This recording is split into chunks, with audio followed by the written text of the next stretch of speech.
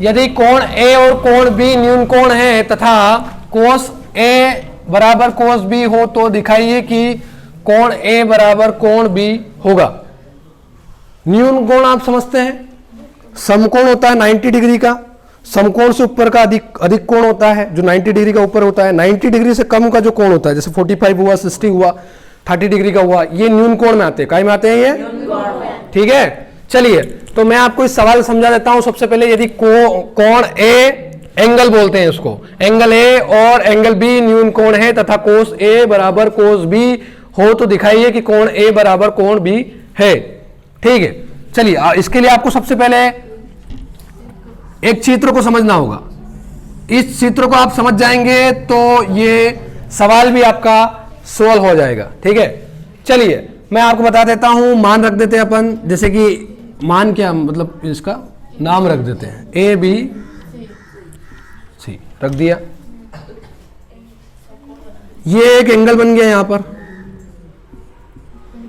एक एंगल यहां बना दिया। ठीक है, ठीक है, अभी डिग्री अभी हमको लगाना नहीं है, पता है न्यून कोण है तो ऑलरेडी 30 डिग्री या 45 डिग्री का होगा।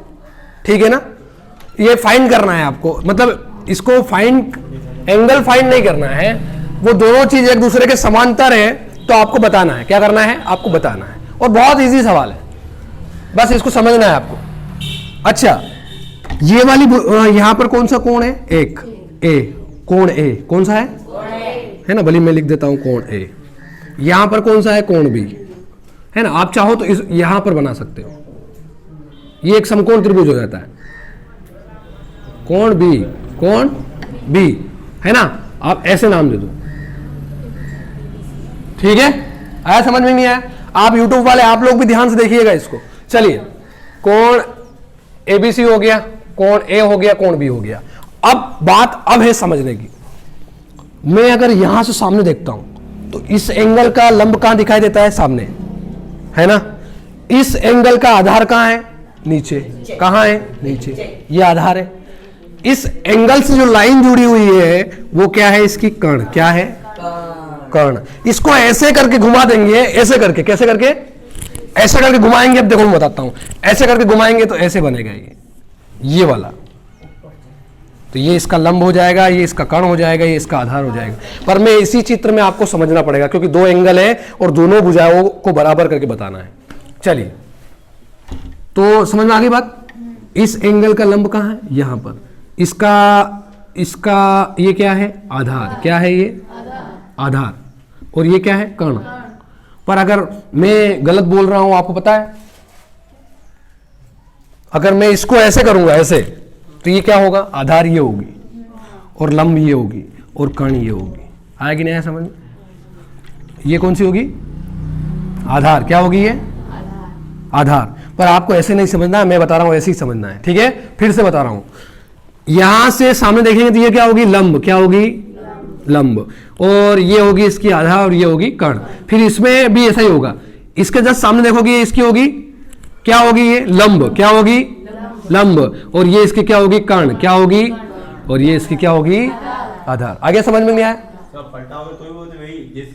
हाँ, जैसी है वैसी रहेगी, पर आपको लंब, कर्ण और आधार समझना बहुत जरूरी है। ठीक है ना। चलिए, अब देखिए, यहां पर इसकी एक भुजा है, यहां पर इसकी एक भुजा है, दोनों को इक्वल करना है। तो क्या करेंगे? सबसे पहले कोण आप एक कीजिए, कोस ए बराबर, दोनों को बराबर कर दीजिए, कोस ए बराबर हल लिखकर कोस बी, कोस ए बराबर कोस बी, वही वाला लाल बटा कक्का। कोस ए का सूत्र क्या है? साइन कोस, आधार बटा कर्ण। क्या है?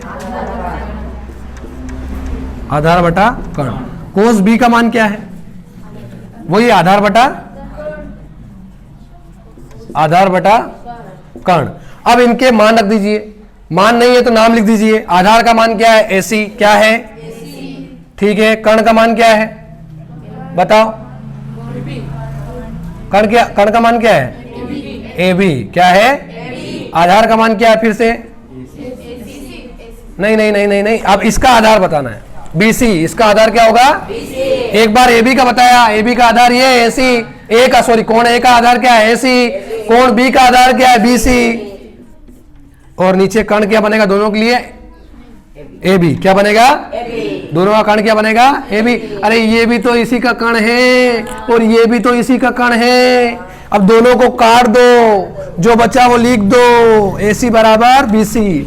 ए सी बराबर क्या आ गया? B C. यानी ये पक्का हो गया कि ये भुजा इसके बराबर है, ये भुजा ए सी बराबर बी सी। ए सी बराबर बी सी हो गया। अब क्या करें? अच्छा, ए सी पर कौन सा कोण बना है? एंगल ए।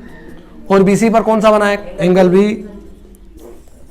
यही सिद्ध करना था, यही सिद्ध करना था। यही तो बोल रहा है वो कि आप ये सिद्ध करके बताओ, कोण ए बराबर कोण बी करके बताओ। तो यही तो सिद्ध करना था। ए सी किस पर बना है? कोण ए पर। और बी सी किस पर बना है? कोण बी पर। आया कि नहीं आया समझ में? एक बार और एक्सप्लेन कर देता हूं, समझ लीजिएगा। सबसे पहले इसको पढ़िएगा। यदि कोण ए और कोण बी न्यून कोण है तथा कोस ए और कोस बी हो तो दिखाइए कि कोण ए बराबर कोण बी। और इसको बहुत समझना जरूरी है, अगर इसको नहीं समझोगे ना तो बात समझ में नहीं आएगी। यही मेन है इसका, यही मेन है। ठीक, एक एंगल यहां बनाया, कोण ए बन गया है ना। भली मैं नाम दे दूं ए बी सी। और हमेशा याद रखिएगा जो न्यून कोण होते हैं ये यही बनते हैं ना भैया, यहां मत बनाना है, समकोण त्रिभुज बनता है ना। अब यहां पर क्या हो गया? ये एंगल ए, ये एंगल बी। मैंने क्या किया सर कि सर इसके जो सामने ना ये इसका लंब है, ये इसका लंब कौन है? इसके जो सामने है ना वो इसका लंब है सर, है ना। फिर क्या है कि सर इसका जो आधार है ना ये रहा सर। अच्छा ये चलो, इसका कण कहाँ है? कि सर ये रहा। अब इसका बोल रहा हूं मैं, सर इसका लंब कहाँ है? कि यहाँ रहा, ये रहा। इसका लंब कहाँ है बताओ? ये रहा। इसका आधार कहाँ है? ये रहा। और इसका कण कहाँ है? ये रहा। आया कि नहीं आया समझ में? आ गया ना समझ में? अब क्या करना है सर? ये देखो उसने बोला था तो लिख दो इसको, इनके सूत्र लगा दो। सूत्र याद होना चाहिए, लाल बटा कक्का में आधार बटा कण, आधार बटा कण मान रख दिया, ए सी बटा। अच्छा आधार का मान क्या है? ए सी लिख दिया। और कण का मान दोनों के लिए ए बी है तो ए बी लिख दिया, बराबर का बराबर। अब एंगल बी पे चलना है, आधार एंगल बी का आधार बताना है। एंगल बी का आधार क्या है? ये वाला बी सी, बी सी है ना।